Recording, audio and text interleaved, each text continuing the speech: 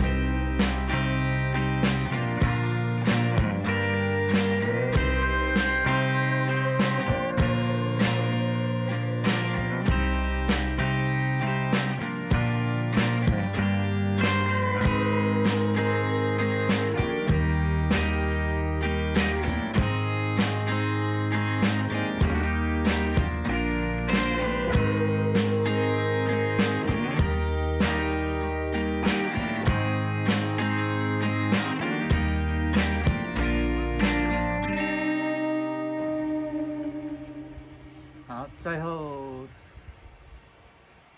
1/4已经全部都割完了，然后最后带大家看一下割好以后的状况，比较一下跟还没有割之前。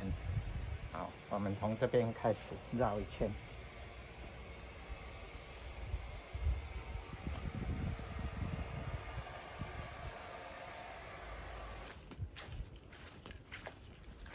这个是家里的后院，然后这是我们家的柠檬，看起来像橘子，不知道为什么。以前很大，是一个柠檬，但是后来我妈把它修剪了以后，就变橘子。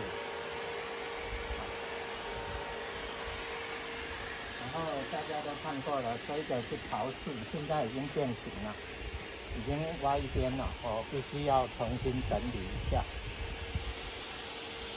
好，继续。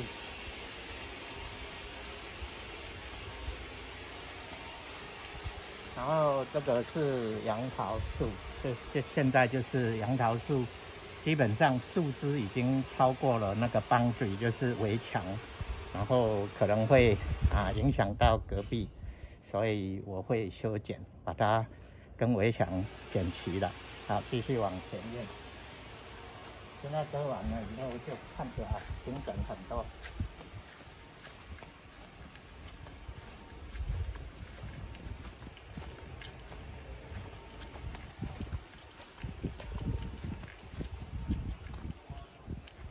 后续还有很多要整理，因为割完以后有一些垃圾还有一些树枝都要整理。然后这边大概是这样，然后继续再往那边是最小的 corner， 就是面积比较小。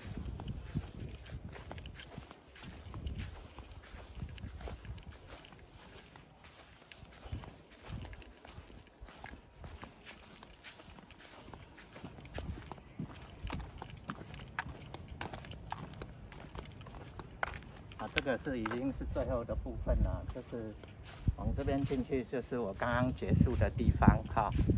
然后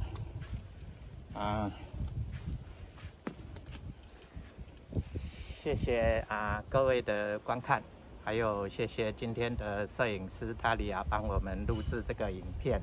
我们下次再见，拜拜。